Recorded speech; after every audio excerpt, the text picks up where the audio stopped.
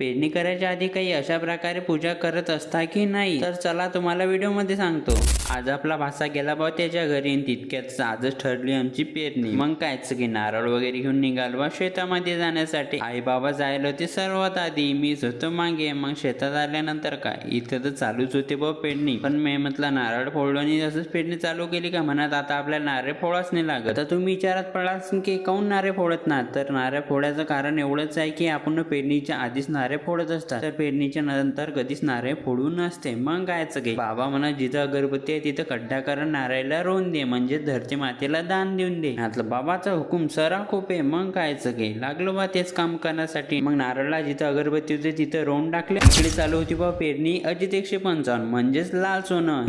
तिनं काम करायचं रावलं जाते। मग कायचं बियाणे वगैरे घेतलं, बाबा थोडा आलो तर बाबाला म्हटलं नेमकं लावायचं कसं, म्हणत 1 पावलाचा गॅप द्यायचा आणि त्याच्यानंतर बियाणे लावायचं आणि त्याच्यावर थोडीफार माती लोटून द्यायची। मग जसं सांगितलं तसंच करायला लागलो। पेरणी झाल्यानंतर ताबडतोब तो पाणी चालू झालंय आणि त्यासाठी म्हणतो एक ना एक तीर्थ करून यायचं, तसं काही खरं नसते आपलं। आणि जेवढं बियाणे उरलं तेवढं घेतलं ना, आता निघालो बा घरी जाण्यासाठी। तर कसा वाटला तुम्हाला हा ब्लॉग कमेंट करून नक्कीच सांगा। तर भेटूया नेक्स्ट ब्लॉग मध्ये, तब तक के लिए जय हिंद जय महाराष्ट्र।